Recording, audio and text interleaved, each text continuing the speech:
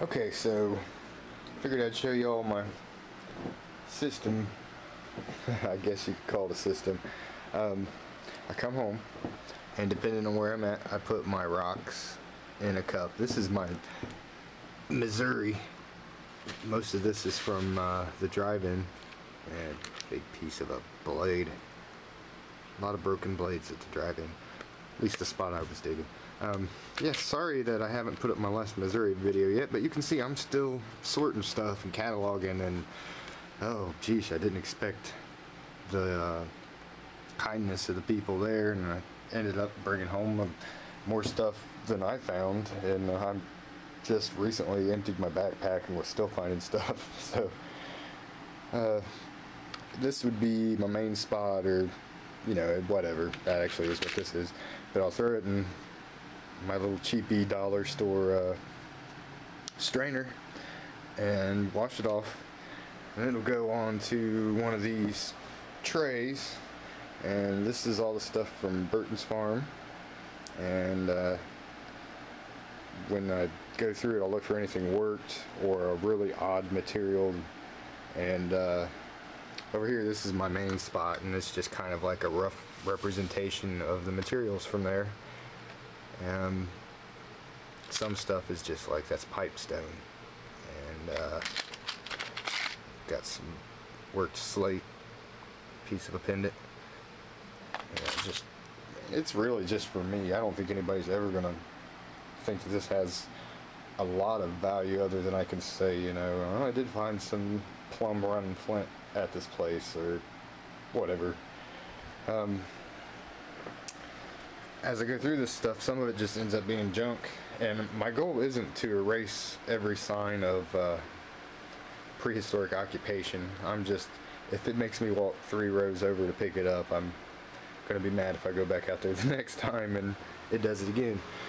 But it kind of gets busted down by size, and I'll end up with baggies of basically, like, I'll write the name of the place, and some stuff like my little side hobby project here, these are all just flat flakes for making frames.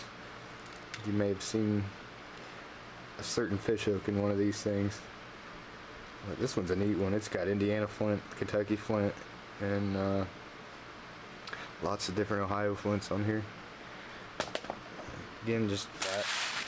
These are found in the field. A couple of teeth in here, some random shells. Somewhere it is. When I talk about saving tractors, big square nail. It's almost like, I don't even know what that is. That's a big nail. It's not quite railroad tie, but yeah, over here is another farm. You can see, I mean, I have shoe boxes and shoe boxes, not a whole bunch of them, but a couple of shoe boxes, and some of these postal size boxes, just depending on the farm. Some heartbreakers. Oh geez, someday I'm gonna find a whole axe. But until then,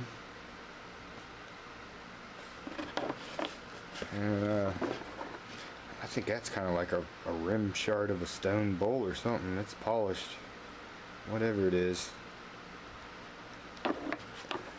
Felt bits. Yeah, these are just the random broken pieces. I do value partial artifacts equally. They just might not get shown off as much. So yeah, that's pretty much how I do things. You know, I don't just collect notched arrowheads. I like the random tools. I know somebody out at the Pawpaw was discussing these, and I can't say specifically they are Hopewell, but our Hopewell spots do have a lot of them.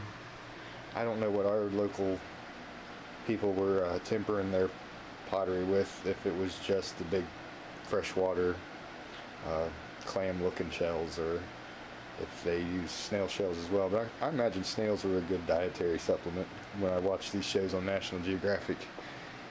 And yeah, anybody want to take out my trash for me? It's probably about 75 pounds right now. But yeah, I dumped this out along the creek, and my uncle's got a washout that, you know, they try and throw rocks on it or something. But I have thought of some fun things to do with a whole bucket of flint chips. That could really irritate some people, but I won't do it. But yeah, take it easy, everybody.